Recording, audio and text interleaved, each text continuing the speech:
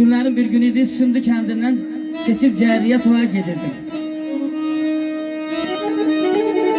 Gəldim Sündünün qulağından keçəndə, qulaqdan qabağa bir sərt döngə var.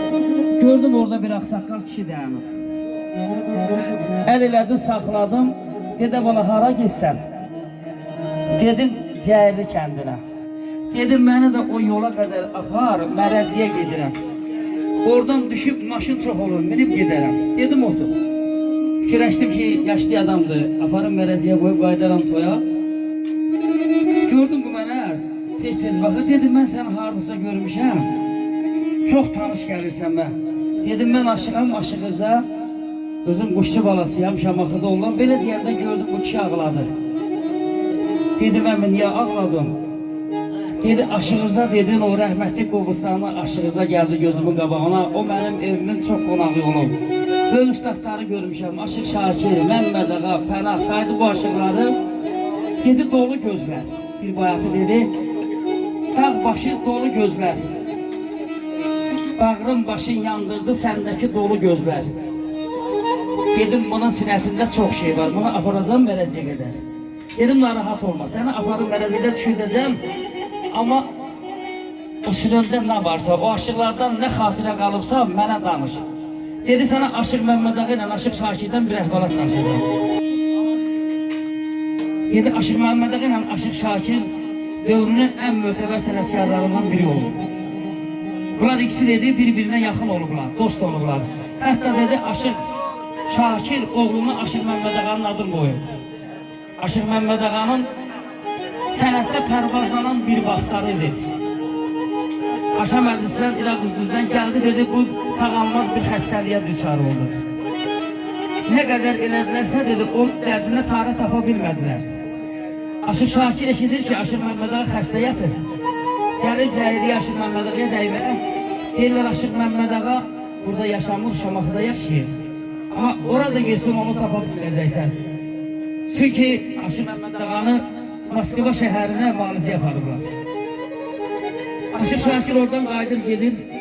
Aşıq Məmməd Ağanın dərdinə Moskva şəhərində də çarə tapa bilirlər.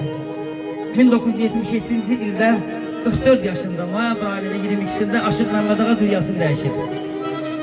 Gətirirlər Aşıq Məmməd Ağanı Şamaxıda 7 Günməz qəbirstanlığında dəfn edirlər.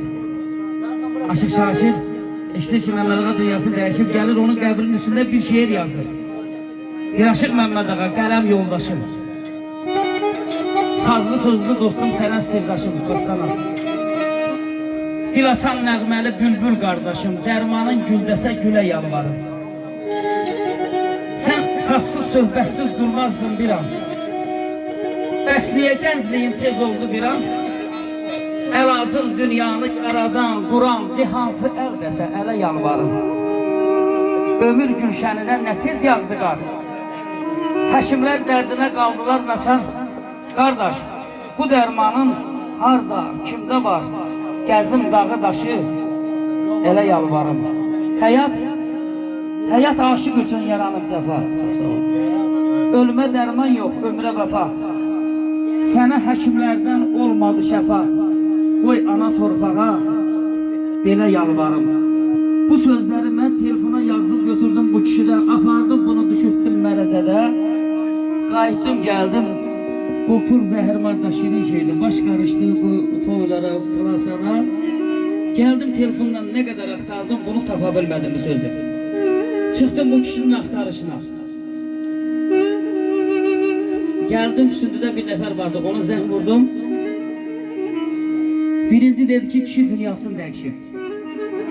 İkinci dəfə zəng vuranda ona dedi, yox, kişi dünyasını dəyişmir, tapmışam.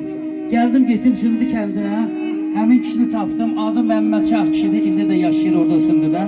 Allah rəhmət eləsin, Sultan Murad əmiyə, Ramiz əmi Sultan Murad əminin oğludur, Allah ona ömrü versin. Sultan Murad əminin 105 illik yubileyi kesirilirdi Sündüdə. Gəldim orada iştirak elədim, həmin günü getdim o kişini tapdım, onu yazdım, götürdüm. Belə bu əhvalatı, Allah sizə can sağlıq versin. Görək, deyirəm Aşıq Məmməd Ağa, qələm yoldaşım, sazlı sözlü dostum, sənə sirdaşım.